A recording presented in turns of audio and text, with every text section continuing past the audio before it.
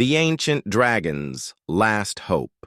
Marcus wiped the grease from his hands with a torn cloth, squinting at the alien ship's twisted hull plating. 3 years working salvage on Kepler 442b, and he'd never seen damage quite like this. The metal wasn't just bent or burned. It looked like something had clawed through it with incredible force, leaving spiral gouges that seemed to pulse with residual energy. "Another dead end," he muttered, kicking at a piece of debris. The planet's vast mountain ranges were littered with crashed vessels from a dozen different species, most of them picked clean by other salvagers decades ago. But Marcus had learned to look where others wouldn't bother: deep caves, unstable cliff faces, places where only someone desperate or foolish would venture. He was both, most days. The comm unit on his belt crackled to life. "Marcus, you out there?" Sarah's voice carried the usual mix of concern and exasperation that had become familiar over the past year. "Still breathing?" he replied, adjusting his respirator. The air on Kepler 442b was technically breathable for humans, but the high sulfur content made it taste like rotten eggs. "Found another wreck about 30 clicks north of the settlement. Looks old, maybe pre-Federation." "How old is old?" Sarah asked. She ran the salvage operation from their small outpost, coordinating between the dozen or so scavengers working this sector of the planet. "We're still paying off the hauler, Marcus. We need something with actual value." Marcus knelt beside a section of hull that seemed to shimmer with an inner light. The metal was warm to the touch, even through his work gloves. "Old as in, I don't recognize the writing, and the power source is still active after who knows how many years." That got her attention. "Active? Marcus, be careful. Unknown power sources have a habit of exploding when humans start poking around." "I'm always careful," he lied, already reaching for his plasma cutter. The truth was, careful didn't pay the bills. The big salvage corporations had strip-mined the easy sites years ago, leaving independent operators like them to scrounge for scraps. Marcus had a reputation for finding valuable tech in places others considered too dangerous or worthless to bother with. The plasma cutter made short work of the damaged hull plating, revealing a corridor lined with what looked like crystalline growths. They pulsed with soft bioluminescence, casting dancing shadows on the walls. Marcus had seen plenty of alien tech, but this felt different. Organic. Living. He activated his helmet's recording function and stepped inside. "Sarah, you getting this feed?" "Yeah, and I don't like it. That doesn't look like any ship design I've seen. The readings I'm getting, Marcus, whatever that power source is, it's massive, and it's not technological." Marcus moved deeper into the vessel, noting how the corridors seemed to branch and merge like blood vessels. The walls were covered in symbols that shifted and changed as he watched, rearranging themselves into new patterns. His translation software couldn't make sense of them, displaying only error messages and question marks. The corridor opened into a vast chamber that took his breath away. The ceiling stretched up into darkness, supported by what looked like ribbed arches of living crystal. Bioluminescent veins pulsed through the walls, providing a steady, heartbeat-like rhythm of light. And in the center of the chamber, partially buried under fallen debris, lay something that made Marcus's knees go weak. It was enormous, easily 100 meters from nose to tail. The basic shape was reptilian: long neck, powerful limbs, wings that were folded against its body. But the details were all wrong for any Earth animal. The scales shifted color like oil on water, and each one seemed to contain its own tiny galaxy of stars. The creature's head was noble and intelligent, with large, multifaceted eyes that reminded Marcus of jewels. A dragon, an actual honest-to-God dragon, and it was dying. Marcus could see the damage now, massive wounds along the creature's flank that leaked some kind of luminous fluid. Several of the wing membranes were torn, and one of its legs was bent at an unnatural angle. But what really drove home the creature's condition was the way its breathing had slowed to barely perceptible movements, and how its bioluminescent scales were dimming like dying stars. "Sarah, are you seeing this?" Marcus whispered. What is that thing? It's beautiful." Before Marcus could respond, something small and fast darted out from behind the dragon's massive head. He instinctively reached for his sidearm, then stopped. It was another dragon, but tiny, no bigger than a house cat. Its scales were a brilliant silver blue, and its eyes held an intelligence that made Marcus feel like he was being examined by something far older and wiser than its apparent age suggested. The small dragon, a hatchling, Marcus realized, approached him without fear.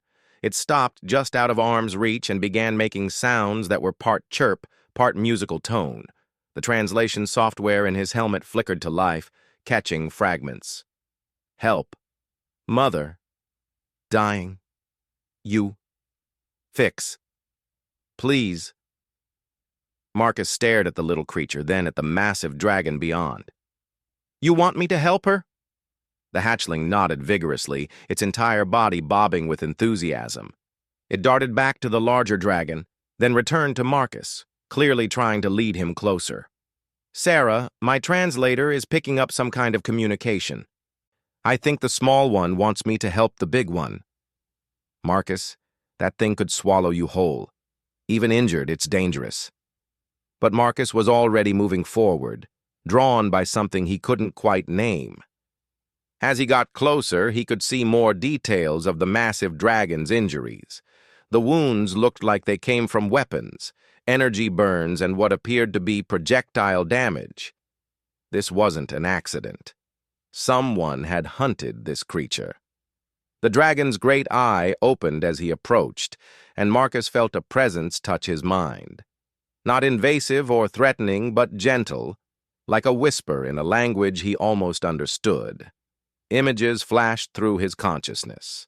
Vast ships sailing between stars, civilizations rising and falling, the dragon herself as a young creature learning to fly among alien suns. And then, more recently, ships with familiar markings pursuing her across space. The hegemony, a militant faction that viewed any non-humanoid intelligence as a threat to be eliminated. They'd driven her here to this remote planet and shot her down over the mountains. "You're not from around here," Marcus said softly, reaching out slowly to touch one of the massive scales. It was warm, and he could feel the faint pulse of life beneath. "You're old, really old, and they hunted you." The dragon's mental voice was weak but clear.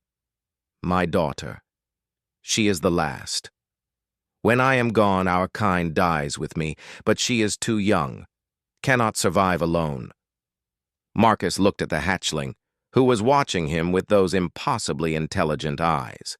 The little dragon couldn't be more than a few months old, but already showed signs of the same nobility and wisdom as its mother. "The wounds," Marcus said, examining the injuries more closely. "These aren't fatal. Serious, yes, but not fatal. The bleeding has stopped, and there's no sign of infection. You're not dying from the injuries." He activated his medical scanner, running it over the dragon's massive form. The readings were confusing at first. The creature's biology was unlike anything in his databases, but gradually a pattern emerged.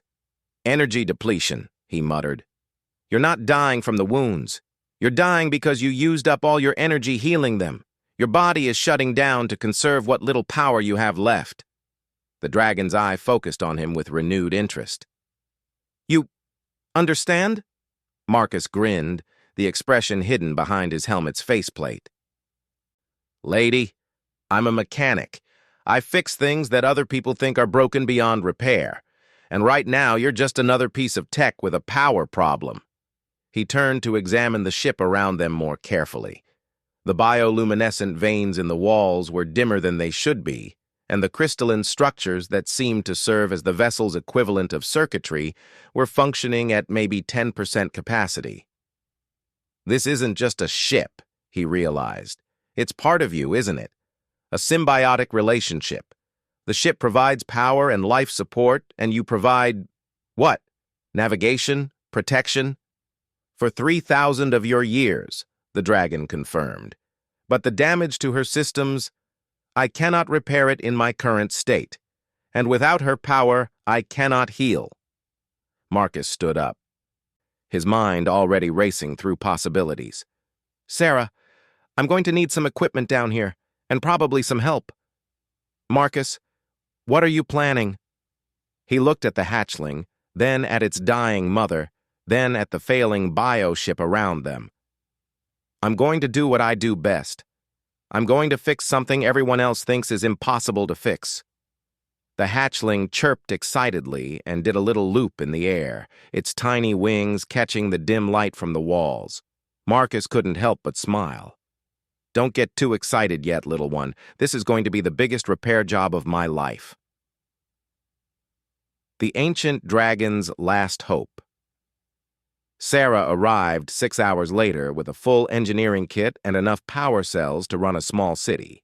She also brought Jake and Elena, two of their best tech specialists, along with a med unit that Marcus had insisted on, despite their protests that it was designed for humans, not alien dragons.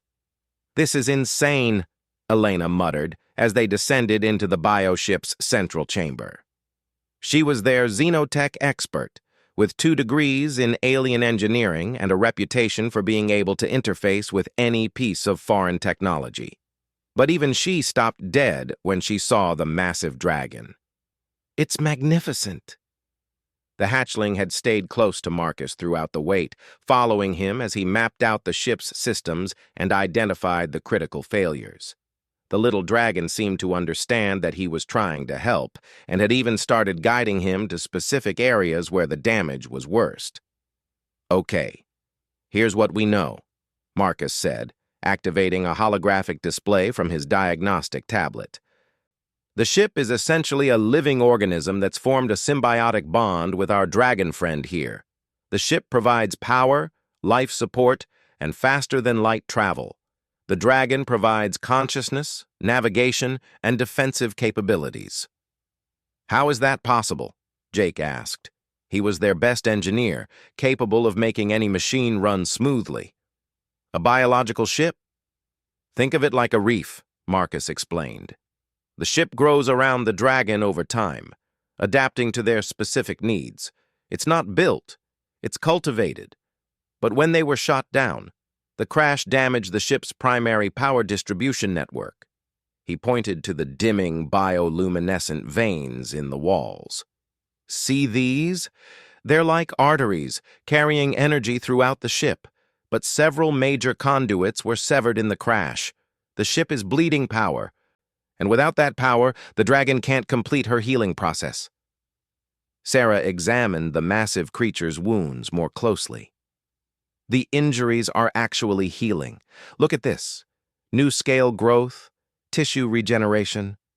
But it stopped partway through. Because she ran out of juice, Marcus confirmed.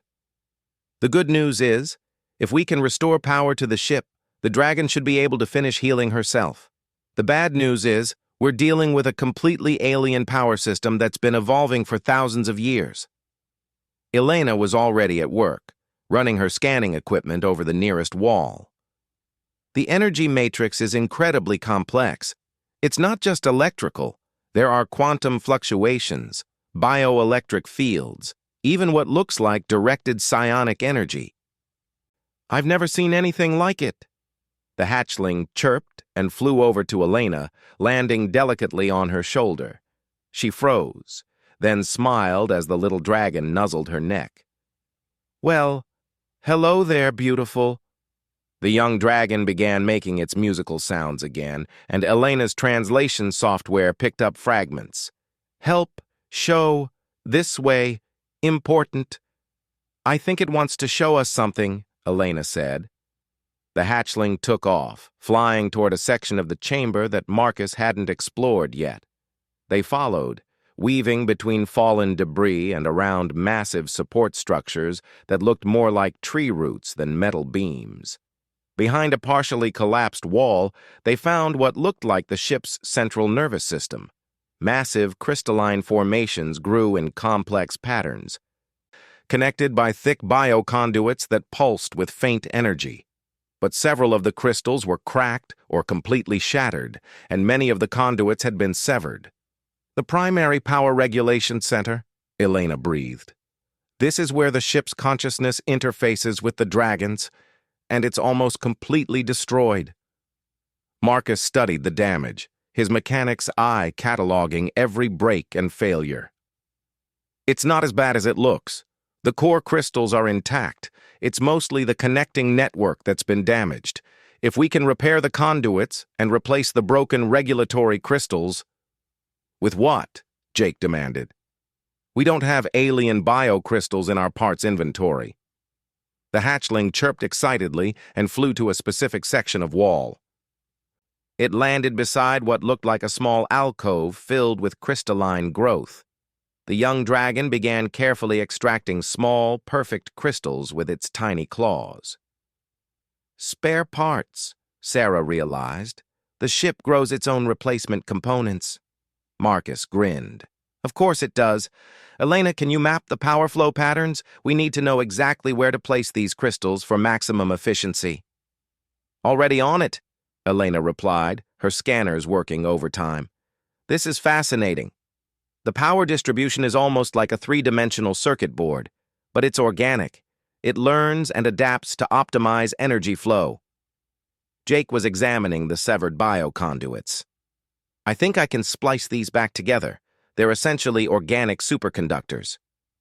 If I can stimulate the growth factors at the breakpoints—" "Do it," Marcus said. He turned to the massive dragon who had been watching their work with obvious interest. "How long since you've been able to communicate with your ship?" "3 days," the dragon replied, her mental voice still weak but stronger than before. "When the connection was severed, I lost the ability to direct the healing process.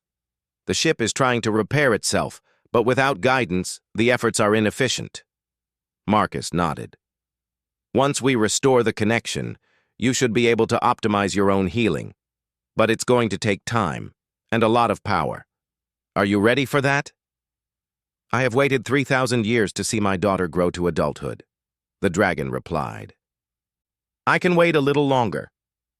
The hatchling had finished collecting crystals and was now helping Jake identify which conduits needed reconnection. The little dragon seemed to have an intuitive understanding of the ship's systems, often pointing Jake toward connections that weren't obviously damaged, but were operating at reduced efficiency.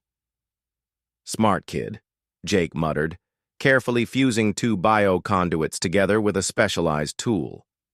"It's like she knows this ship better than we do." "She was born here," the dragon explained. "The ship has been her world for her entire life. In many ways, she understands the systems better than I do." Elena had finished mapping the power network and was beginning the delicate process of installing replacement crystals.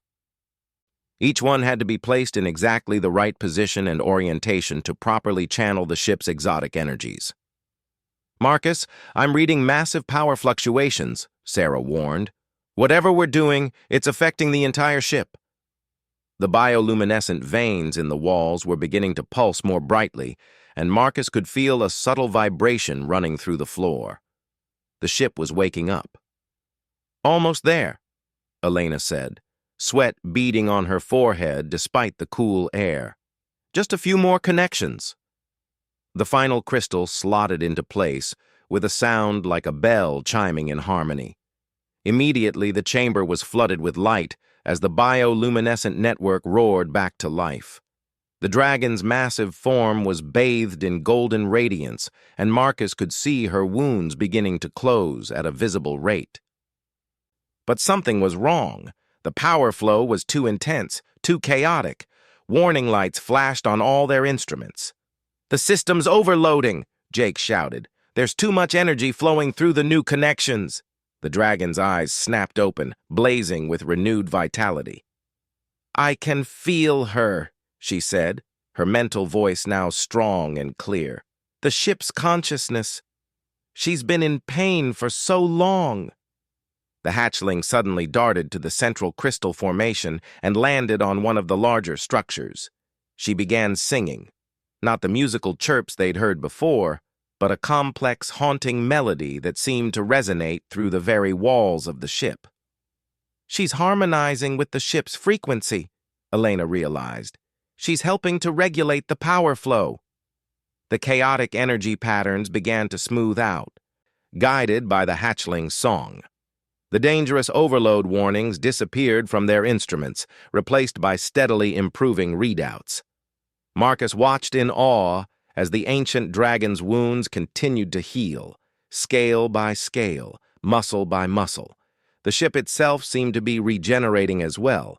Cracks in the walls sealed themselves, and the crystalline structures grew more complex and vibrant.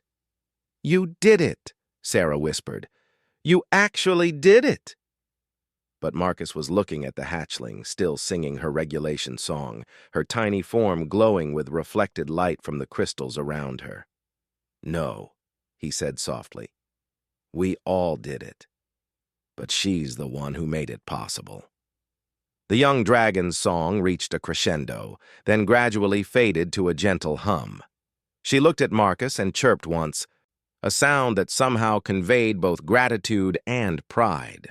The mother dragon was now fully awake, her massive head rising from the chamber floor. Her scales rippled with health and power, and her eyes were bright with intelligence and emotion.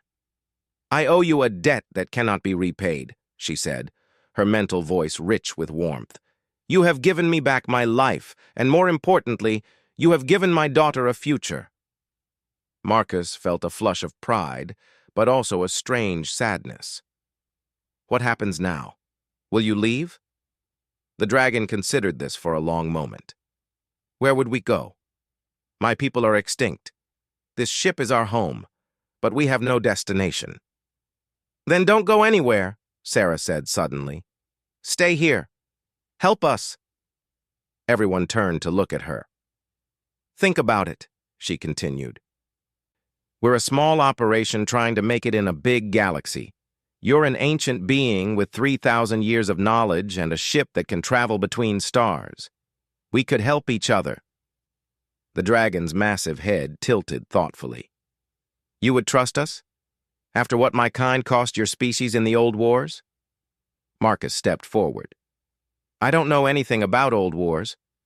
I know that you're a mother trying to protect your child, and that when you were dying, you didn't try to hurt us. That's enough for me."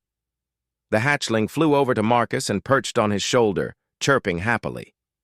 The little dragon seemed to have made her choice clear. The mother dragon's laughter was like music in their minds.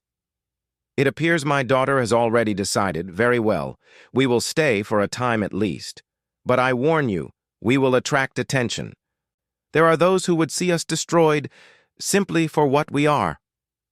Marcus grinned and reached up to scratch the hatchling under her tiny chin. "Lady, we've been attracting the wrong kind of attention our whole lives. At least now we'll have a dragon on our side." The ancient dragon's last hope. 6 months later, Marcus stood on the observation deck of their expanded salvage station, watching the hatchling practice aerial maneuvers above the mountain peaks. She'd grown considerably since they'd first met, now the size of a small aircraft, but she still preferred to perch on his shoulder when she wanted attention. "Contact on long-range sensors," Elena called from the command center. 3 ships, hegemony design, on approach vector." Marcus sighed. They'd been expecting this. Word had gotten out about their unusual partnership, and it was only a matter of time before the wrong people came calling. "Battle configuration," Sarah ordered. "All civilians to the secure areas." Their salvage station had changed dramatically over the past months. With the Dragon Mother's knowledge of ancient technologies and the hatchling's intuitive understanding of organic systems, they'd transformed their simple outpost into something approaching a small city. Biomechanical defenses grew from the mountainside like metallic trees, and the entire facility was powered by a hybrid system that combined human engineering with dragon biotechnology. But most importantly, they were no longer alone. Word of their success had spread throughout the independent salvager community, and volunteers had been arriving steadily. Scientists wanting to study dragon biotechnology, engineers eager to learn new techniques, families looking for a safe place to raise their children away from the corporate wars that plagued the core worlds. The hatchling, who had finally told them her name was Starweaver, landed on the deck beside Marcus. She was nervous, her scales rippling through patterns of silver and deep blue. "First fight?"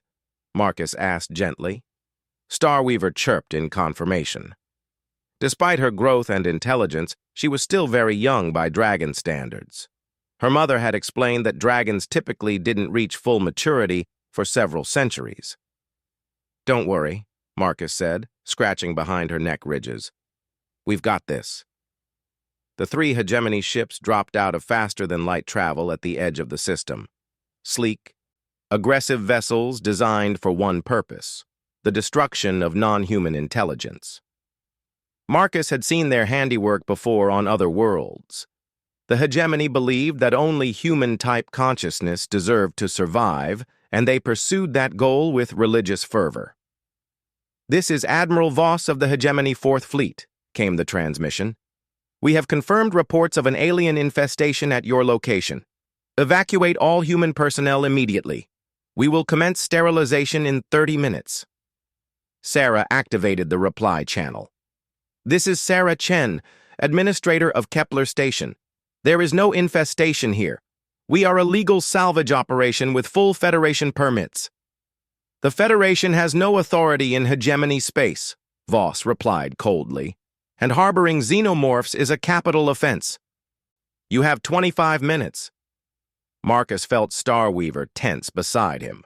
The young dragon's emotional state was directly linked to the station's biomechanical defenses, and he could see them beginning to bristle with energy. "Easy, girl," he murmured. "Let your mother handle this." Deep in the mountain, he knew the ancient dragon was stirring. She'd been resting and healing for months, but she was now fully recovered and more powerful than ever. The symbiotic bioship that served as their home had also evolved, incorporating human technology and becoming something entirely new. The first hegemony ship opened fire without warning, sending plasma bolts toward the station. But instead of striking their target, the energy beams were absorbed by a shimmering field that materialized around the mountain. "Bioelectric barrier," Elena reported with satisfaction. "Efficiency at 97%. Their weapons can't penetrate it." Admiral Voss's voice crackled over the comm, now tinged with anger. "Advanced shielding. They've been contaminated by alien technology. All ships, maximum firepower." The three vessels unleashed everything they had: plasma cannons, particle beams, even kinetic projectiles. The barrier flared and rippled, but held firm, converting the incoming energy into power for the station's systems. "Now?" Starweaver asked eagerly. "Now," Marcus confirmed. What happened next would become legend throughout the galaxy. The mountain itself seemed to come alive. What had appeared to be natural rock formations revealed themselves as massive biomechanical weapons systems. Crystalline structures erupted from the peaks, focusing and amplifying the absorbed energy from the hegemony attack. When they fired back, it wasn't with crude projectiles or simple energy beams. They fired with pure creation. The first hegemony ship found itself suddenly encased in rapidly growing crystal formations that began converting its hull into organic compounds. The crew had just enough time to realize what was happening before their vessel became something entirely different. Still a ship, but now a living thing capable of independent thought and powered by the life force of the mountain itself. The second ship tried to retreat, but tendrils of living metal reached across space to gently but firmly hold it in place. Instead of destroying it, the biomechanical systems began a different kind of conversion, reprogramming the ship's computers, modifying its weapon systems, showing its crew a different way to exist. The third ship, Admiral Voss's flagship, found itself facing the ancient dragon herself. She rose from the mountain like a force of nature, her massive form now enhanced with biomechanical additions that made her even more magnificent. Armor plates that were part scale and part living metal protected her vital areas, and her wings had been extended with energy fields that allowed her to maneuver in space as easily as in atmosphere. But it wasn't her physical presence that stopped the hegemony attack. It was her voice. "I am Nethys, guardian of the last flame." Her mental voice reached every consciousness in the system, human and artificial alike. "I have watched civilizations rise and fall for 3 millennia. I have seen the birth of stars and the death of worlds. And I tell you this, your hatred ends here." Admiral Voss tried to respond to order his remaining crew to continue the attack, but found his voice gone. Every human on his ship was experiencing the same thing the salvage team had felt months ago. A gentle but irresistible contact with an intelligence vast and ancient and utterly benevolent. "You fear what you do not understand?" Nethys continued. "You destroy what threatens your narrow view of existence. But look around you. See what becomes possible when different kinds of consciousness work together." She gestured with one wing toward the station, and the hegemony crews saw for the first time what Marcus and his team had built. Not a human outpost defended by alien technology, but something entirely new. A hybrid civilization where organic and mechanical, human and dragon, individual and collective consciousness had merged into something greater than the sum of its parts. Children played in gardens that grew from living ship hulls. Human engineers worked alongside crystalline AIs that had evolved from dragon biotechnology. Families from a dozen different species lived in harmony, each contributing their unique abilities to the whole. "This is contamination?" Starweaver asked, her young voice somehow reaching across space to touch the minds of the hegemony crews. "This is what you would destroy?" Marcus watched the drama unfolding in space and felt a profound sense of pride. Not just in what they'd built, but in what humanity had proven capable of. When faced with something alien and potentially dangerous, they hadn't responded with fear and violence. They'd responded with curiosity, compassion, and an eagerness to help. It was perhaps the most human thing anyone had ever done. Admiral Voss's ship powered down its weapons. One by one, the crew members appeared on their view screens, and Marcus could see the wonder in their faces. The forced mental contact with Nethys had shown them the memories of the ancient dragon, the rise and fall of civilizations, the endless cycle of fear and hatred that had destroyed so many species, but also the moments of hope, the times when different kinds of consciousness had found ways to work together, creating brief golden ages of peace and prosperity. We didn't know," Voss said quietly. "The reports said you were weapons, threats to human security." "We are what we choose to be," Nethys replied gently. "As are you. The question is, what will you choose?" Over the next several hours, the hegemony crews toured the station. They saw human children learning mathematics from crystalline AIs. They watched dragon biotechnology heal injuries that human medicine couldn't touch. They experienced firsthand the kind of society that became possible when fear was replaced with wonder. Most of them chose to stay. Admiral Voss was among the last to make his decision. He stood in the central chamber where Marcus had first met the dying dragon, now transformed into a vast council hall where representatives from dozens of species worked together on problems that affected the entire galaxy. "I've spent my entire career believing that humanity could only survive by destroying our competition," he said to Marcus. "It never occurred to me that we could survive by making them our partners." Marcus grinned, with Starweaver once again perched on his shoulder. The young dragon had become his constant companion, and he couldn't imagine life without her cheerful presence. That's the thing about being human, Marcus said. We're really, really good at fixing things that everyone else thinks are broken beyond repair. Sometimes that's a piece of technology. Sometimes it's a relationship between species that's been damaged by centuries of mistrust. Voss looked around the chamber at the impossible fusion of technologies and consciousness that surrounded them. And sometimes it's the future itself. Starweaver chirped in agreement, her scales shimmering with contentment. In her short life, she'd seen her mother brought back from the edge of death, witnessed the birth of a new kind of civilization, and helped broker peace between species that had been enemies for generations. Not bad for a hatchling who'd started out just trying to save her mother's life. Nethys's massive head lowered until she was at eye level with Marcus. "Thank you," she said simply, "for showing us that hope is not merely a memory, but a choice we can make new each day." Marcus reached out to touch the ancient dragon's snout, marveling once again at the warmth of her scales and the depth of wisdom in her eyes. "Thank you for letting us help, for trusting us with your daughter, for showing us what we're capable of when we stop being afraid of each other." Outside, the sun was setting over the mountains of Kepler 442b, painting the sky in shades of gold and purple. 3 hegemony ships hung in orbit, their crews working alongside dragon-enhanced engineers to modify their vessels for exploration rather than destruction.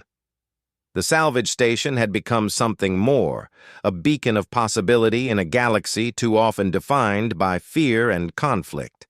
And at its heart was the simple truth that a human mechanic and a desperate dragon hatchling had discovered in a crashed ship deep in the mountains. Sometimes the most broken things just need someone willing to believe they can be fixed.